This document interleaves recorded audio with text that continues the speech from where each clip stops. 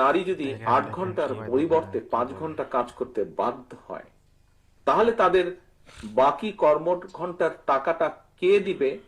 এটি একটি বিরাট প্রশ্ন। মারা 5 ঘন্টা কাজ করে 8 ঘন্টার বেতন পাবেন ইনশাআল্লাহ। তবে সেই 3 ঘন্টার বেতন শিল্প মালিকদেরকে দিতে হবে না, এটা দিতে বাধ্য থাকবে সরকার। বলবেন ঠিক আছে, বেতন না হয়ে দিলেন, 3 ঘন্টা যে খালি হয়ে গেল, সেই কাজের গ্যাপ কিভাবে পূরণ হবে? দুনিয়ার বহু দেশে পার্ট টাইম সরকারি জব আছে। অনেক মহিলা 8 ঘন্টা সময় দিতে পারবে না, বাসার বাইরে তার বাচ্চা আছে, সংসার আছে, এই জন্য জব ছেড়ে দেয়। তারা যখন দেখবে 3 ঘন্টারও আমার একটা সুযোগ আছে, বলবে ঠিক আছে, সেই 3 ঘন্টা আমি আমার প্রয়োজন পূরণ করে আসি।